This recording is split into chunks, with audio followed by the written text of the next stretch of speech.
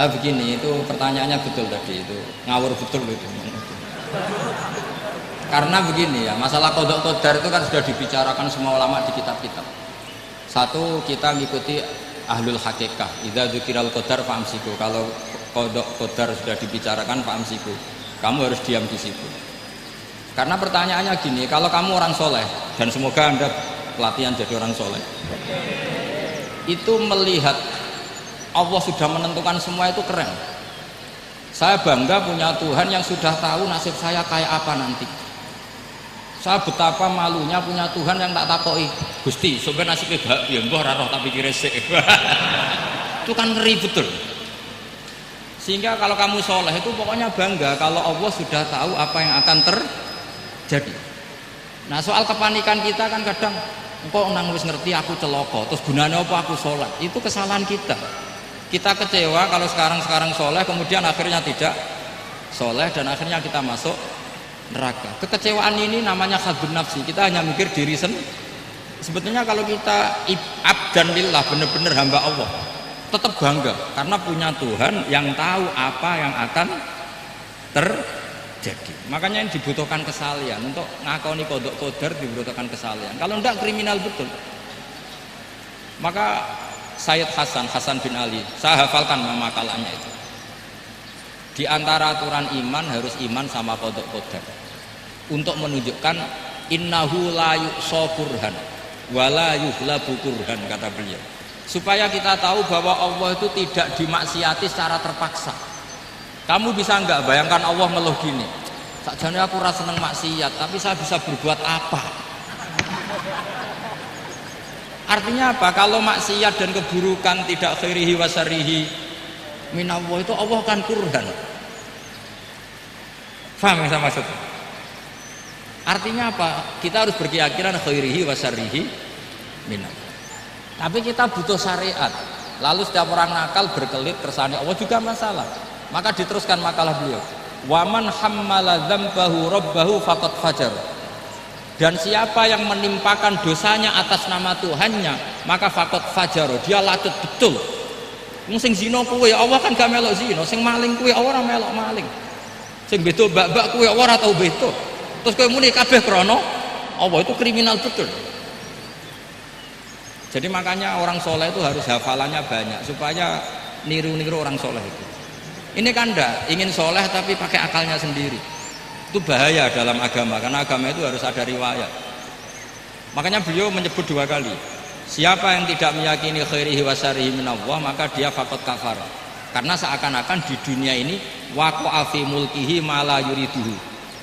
Kalau kamu bilang syar tidak minallah, berarti waqa'a fi mulkihi ma la yuriduhu, di kerajaannya terjadi sesuatu di luar kehendak. Tapi waman hammala dzambahu rabbahu faqad fajar, orang yang menimpakan dosanya ditimpakan karena Allah, maka faqad fajar, dia lacut betul. Allah tidak ikut maling, tidak ikut zina, tidak ikut korupsi kok. Oh, ini kehendakmu ya. Nah, kalau kamu bisa paham itu, ya sudah jadi orang soleh saja. Kalau enggak, ya pilih wa amsiku tadi apa? Sudah, tidak usah dibahas.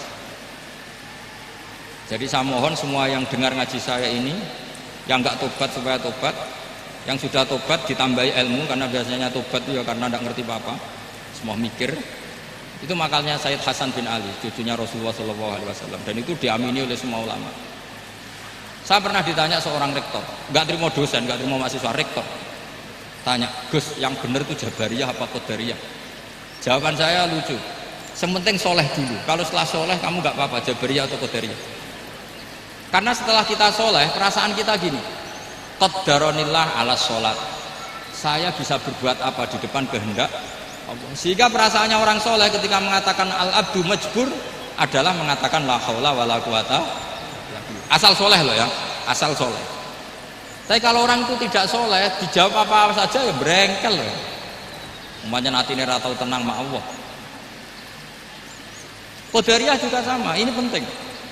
Misalnya ada orang soleh Qadariyah, mesti cara berpikir, oh pangeran adil ya, sing sholat diganjar swarga, sing zina diganjar neraka, sing ora nyolong diganjar swarga, sing nyolong diganjar neraka, kan adil. Mosok sing nyolong dilebokno swarga, sing sholat dilebokno neraka, kan jadi lucu. Artinya ketika dia qadariyah juga ingin membaca hikmahnya Allah bikin aturan. Asal soleh, salah lagi asal. Jadi orang itu setelah soleh itu bisa improvisasi sendiri. Makanya ini pentingnya ayat innalladzina amanu wa amilus solihat yahdihim rabbuhum biimanihim. Orang setelah iman nanti akan ditunjukkan oleh imannya untuk mengelola was-wasnya setan. Misalnya saya itu termasuk kiai yang terkenal kalau diundang susah.